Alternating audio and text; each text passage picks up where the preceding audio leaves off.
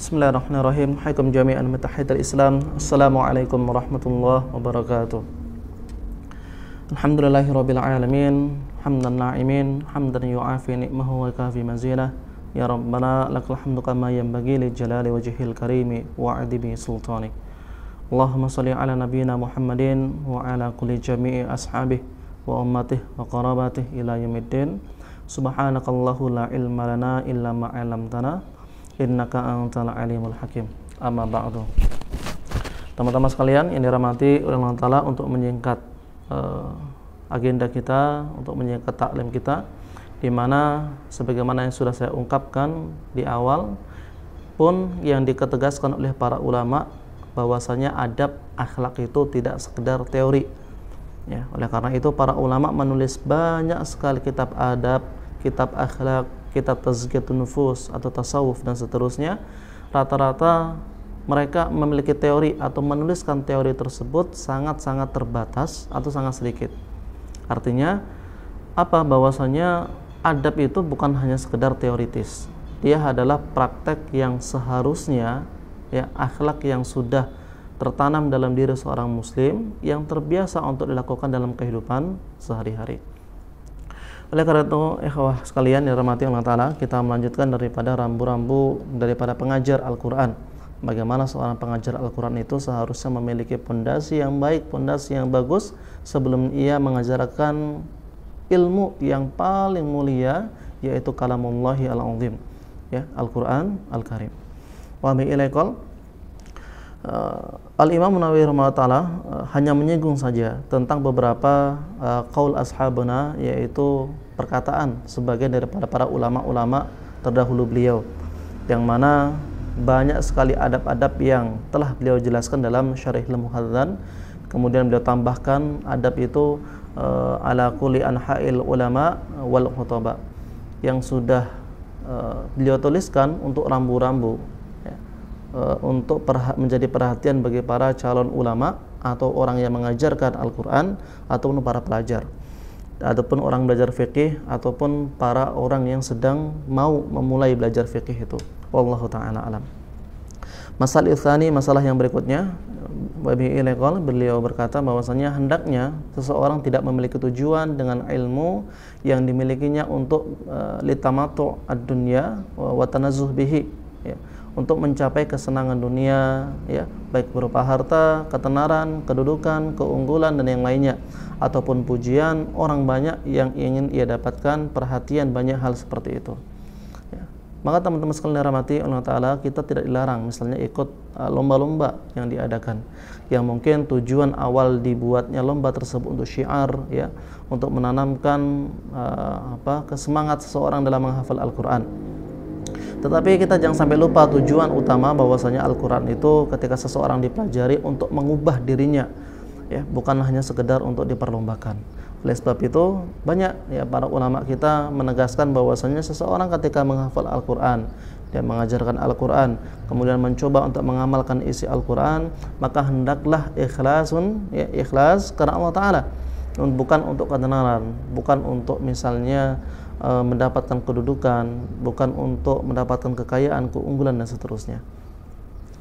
Beliau melanjutkan, hendaklah guru tidak mengharapkan dengan pengajarannya itu sesuatu yang diperlukan dari murid-muridnya, baik itu berupa pemberian harta atau pelayanan yang lainnya, meskipun sedikit, dan sekalipun berupa hadiah yang seandainya tidak mengajarnya Al-Quran, tentu tidak akan diberikan hadiah, gitu, ya. Kata beliau bahwasanya memang kita dibolehkan, ya, untuk menerima hadiah apapun itu, sebagai mereka mungkin menghormati para mu'allim Al-Quran dan seterusnya. Tetapi ketika seorang mu'allim itu dijadikan tujuan utama, ini yang disalahkan oleh para ulama kita. Ketika seseorang itu ikhlas, harapannya beliau, teori atau ilmu yang disampaikan oleh seorang mu'allim itu benar-benar menghujam ke hati, ya. Sebaliknya, jika seseorang yang tidak ikhlas, bagaimana mungkin pengajarannya, ilmu yang disampaikan itu sampai kepada para peserta didiknya, ya. Kemudian Allah Ta'ala berfirman, barang siapa yang menghendaki keuntungan dunia, kami berikan kepada sebagian daripada keuntungan dunia, tapi tidak ada bagian apapun di akhirat. Begitupun firman Allah Ta'ala, barang siapa yang menghendaki kehidupan sekarang yaitu duniawi, maka kami segerakan baginya di dunia itu. Ya, apa yang kami hendaki bagi orang yang tidak kami hendaki juga. Begitupun Rasulullah SAW dari hadis riwayat Abu Hurairah radhiyallahu ta'ala anhu, beliau menegaskan, barang siapa yang mencari keridhaan Allah Subhanahu wa taala dari ilmu yang dipunyainya, ilmu yang dimilikinya, sedang ia tidak mempelajarinya kecuali untuk mendapatkan kesenangan dunia, maka dia pun tidak mencium raihatul mirihatil jannah fi yaumil qiyamah. Dia tidak mendapatkan, tidak mampu mencium daripada bau surga. Wal'iyadzubillah min dzalik. Kata Al-Imam Suraij, maksud hadis ini adalah wewangian surga, kenikmatan surga. Dan ini peringatan bagi saya sendiri dan bagi semuanya, bahwasanya ketika seseorang mengajarkan ilmu memang harus karena ikhlas, ya, bukan karena tujuan duniawi. Ya, kita bukan orang-orang yang mengkomersilkan ilmu kita, ya, bukan mengkomersilkan ilmu kita. Banyak ulama yang mengkritik pro dan kontra, meskipun pro dan kontra seterusnya tentang jual beli ilmu, ilmu bertarif dan seterusnya. Kalau ilmu itu memang bertarif, dimaksudkan untuk membeli ilmu yang akan diajarkan, maka sebagian ulama bahkan mengharamkan hal tersebut. Ya, tujuannya apa? Supaya orang-orang, para mu'alimnya, para pengajarnya ini memiliki rasa, ya, rasa bahwasanya ilmu mahal ini dari Allah Ta'ala tidak diperjualbelikan dengan harta duniawi yang sangat sedikit. Ya, sebesar apapun uang itu, semahal apapun ilmu itu, ya, jika dibeli dengan harga dunia, ya, dengan kepingan dunia dan seterusnya, maka akan menjadi murah, jadi kotoran, menjadi pakaian sementara dan seterusnya. Oleh sebab itu, ikhwas kalian dirahmati Allah Ta'ala, karena keikhlasan merupakan pondasi yang sangat penting bagi pengajar Al-Quran. Al-Imam An-Nawawi rahimahullah ta'ala dan para ulama a'immah kita yang lurus menegaskan, yang menjelaskan, kemudian mengulang-ulang kembali bab keikhlasan ini. Karena betapa banyak orang cerdas, orang jenius, orang pintar dan seterusnya, mereka belajar agama karena misalnya tidak ada kerjaan lain gitu, sehingga mereka belajar agama untuk apa? Mendapatkan keuntungan duniawi. Wal'iyadzubillah min dzalik. Dan ancaman Rasulullah SAW adalah tidak mendapatkan atau tidak mampu mencium raih min raihatil jannah, yaitu bau daripada bau surga. Yang beberapa ulama menafsirkan bahwasanya seseorang tidak mampu mencium bau surga, artinya tidak mampu menikmati daripada kenikmatan surga yang paling dasar. Kemudian hadis yang semisal pun banyak, ya, yang menegaskan bahwasanya orang beriman itu harus ikhlas, harus lurus karena Allah Subhanahu wa taala. Kemudian ikhwas kalian dirahmati Allah Ta'ala, ya, barang siapa yang menuntut ilmu sekedar untuk mencari kemenangan, ya, berdebat dengan orang-orang bodoh, orang-orang lemah, membanggakan diri kepada para ulama atau memalingkan perhatian orang-orang kepadanya, maka akan mendapatkan tempat yang paling celaka, ya, di neraka. Karena masalah yang berikutnya, ikhwas sekalian dirahmati Allah Ta'ala, hendaklah, ya, kata beliau, seseorang itu waspada, tidak memaksakan banyak orang untuk belajar dan datang padanya. Insyaallah, hendaklah dia tidak membenci murid-muridnya yang belajar kepada orang lain selain dirinya. Insyaallah, di zaman sekarang ini orang saingan apa? Saingan murid, ya, saingan santri, saingan jumlah murid, jumlah santri dan seterusnya. Ukuran kesuksesan seseorang, ya, itu kacamata yang sekarang apa? Banyaknya santri, banyaknya murid yang belajar pada lembaga pendidikan tertentu. Dan ini peringatan beliau bahwasanya seseorang nggak bisa, ya, dijadikan sebagai sentris yang memaksakan dirinya sebagai patokan kebenaran. Ya, harus belajar pada dirinya, kurang sah, kurang afdal kalau nggak belajar pada dirinya. Ini celaan para ulama kita.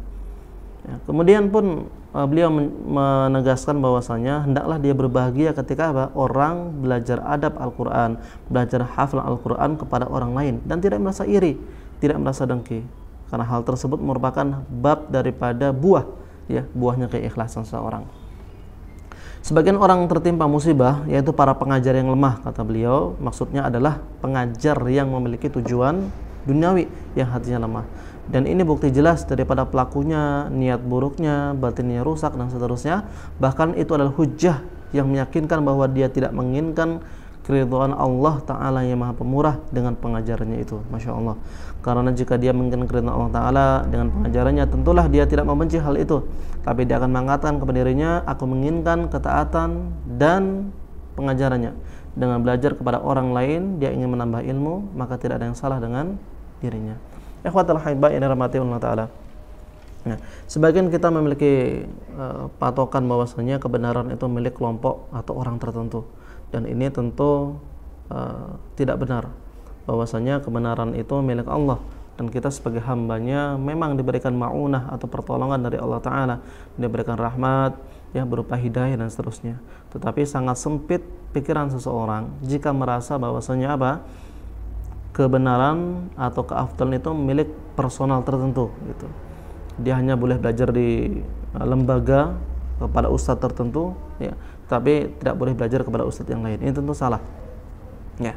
Seseorang yang memiliki niat buruk seperti ini tentu dia ingin mengeruk keuntungan yang sebesar-besarnya.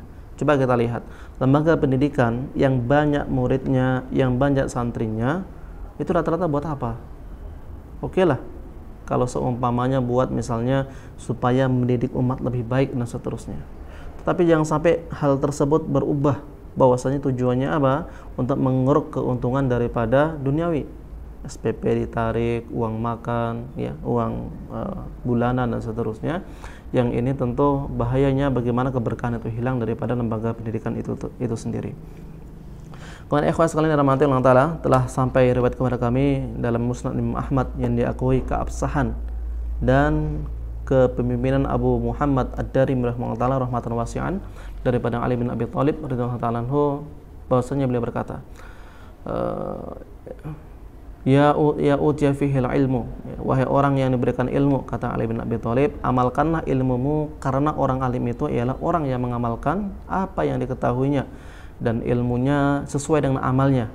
Akan muncul orang-orang yang mempunyai ilmu dengan tidak melampaui ya, ilmu tersebut dari tenggorokannya, yang perbuatan mereka bertentangan dengan dirinya sendiri. Begitupun telah sah riwayat daripada Al-Imam Syafi'i rahimahullah ta'ala, bahwa beliau berkata, aku berharap kiranya orang berilmu ini, yakni ilmu dan kitab-kitabnya, agar kiranya tidak menisbahkan kepadaku satu huruf daripadanya. Masya Allah. Salah satu bentuk kerendahan Al-Imam Syafi'i rahimahullah ta'ala rahmatan wasi'atan.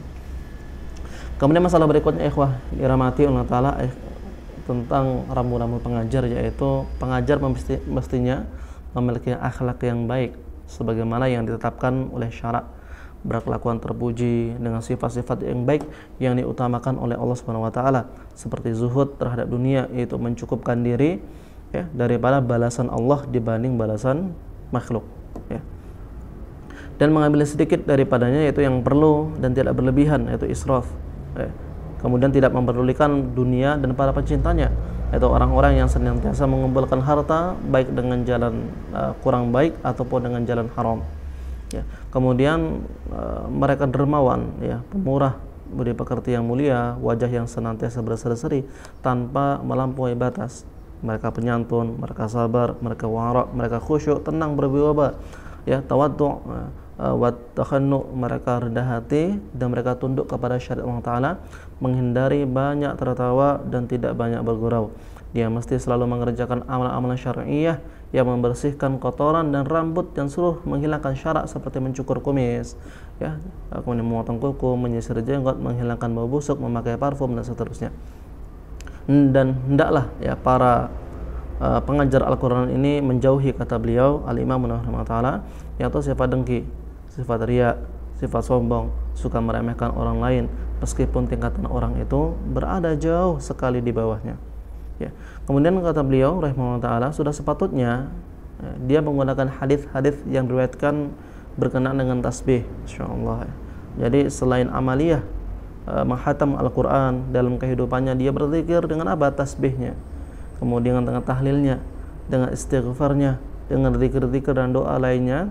Dan hendaklah dia selalu memperhatikan Allah Subhanahu wa taala di dalam kesunyian ataupun dalam kebanyakan atau dalam keramaian, serta memelihara sikap itu dan hendak bersandar tidak kepada apapun kecuali kepada Allah Subhanahu wa taala dalam setiap langkah urusannya. Ikhwah hibah yang dirahmati Allah taala, seseorang ketika Mungkin dia dalam keramaian, dia mungkin akan soleh, tetapi ketika dalam kesunyian dan seterusnya, inilah faedah zikir. Bagaimana zikir itu mengatur kehidupan seorang muslim supaya muraqabatullah, merasa diawasi oleh Allah Ta'ala, merasa bahwasanya Allah itu maha melihat, maha mengetahui dan seterusnya, itu terlantun dimulakan daripada zikir-zikir melalui lisan atau hatinya. Al-masailul khamis, masalah yang kelima, seorang pengajar itu sudah sepatutnya sikapnya lemah lembut kepada orang-orang yang belajar kepadanya dan menyambutnya serta berbuat baik kepadanya sesuai dengan keadaannya.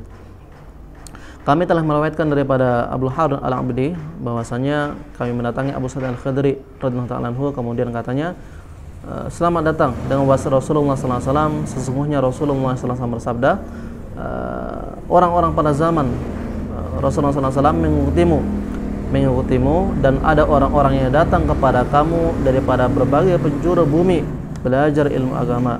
Jika mereka datang kepadamu, berwasiatlah kamu dengan kepada mereka wasiat yang paling baik. Hadis diriwayatkan Imam Tirmidzi, Ibnu Majah dan yang lainnya. Begitupun telah kami terima riwayat daripada Muslim Ad-Darimi dengan sanad yang kuat bahwasanya seseorang guru mesti memberikan nasihat bagi mereka, karena Rasulullah SAW bersabda, ad-dinu an-nasihah, agama itu adalah nasihat bagi siapa? Ya, lillahi, bagi Allah, wa kitabihi, bagi kitabnya, wa rasulihi, dan pada rasulnya, dan wali aimatul muslimin wa amatihim, dan bagi pemimpin kaum muslim dan orang awam di antara mereka. Termasuk nasihat bagi Allah adalah bagaimana muliakan kitab Allah Ta'ala, yaitu Al-Quran Al-Azim. Itu maksudnya ya. Itu salah satu poin-poin nasihat ya dari Allah Subhanahu wa taala. Kemudian apa? Membimbingnya dengan maslahatnya, yaitu para pembelajarnya dibimbing dengan maslahat, dengan lemah lembut sedapat mungkin untuk membujuk hati para pelajar, di samping bersikap mudah ketika mengajarinya, yaitu maisur, orang yang memudahkan dalam menghafalkan Al-Quran atau mengajarkan adab daripada adab Al-Quran. Kemudian apa? Mendorong mereka untuk senantiasa bersemangat dalam belajar, insyaallah. Okay. Kemudian diriwayatkan bahwasanya Rasulullah SAW juga bersabda, bersikap lembutlah kepada orang yang kamu ajari dan kepada guru yang mengajarkan kamu. Artinya guru berlemah lembut kepada murid-muridnya, begitupun muridnya lebih berlemah lembut kepada guru-gurunya. Demikian ikhwah yang dirahmati Allah Ta'ala, kita insyaallah sampai ke bab ini dahulu. Sebagai penutup, yaitu Al-Imam Abu Ayyub As-Sakhitani rahimahullah ta'ala mengatakan, patutlah orang alim meletakkan tanah di atas kepalanya karena merendah diri terhadap Allah Azza wa Jalla, yaitu dia berusaha rendah diri dan rendah hati dan seterusnya. Demikian dari kami, karena sudah azan maghrib, kita tutup dengan hamdalah dan doa kafaratul majlis. Subhanakallahumma hamdika asyhadu an la ilaha illa anta astaghfiruka wa atubu ilaik. Assalamualaikum warahmatullahi wabarakatuh.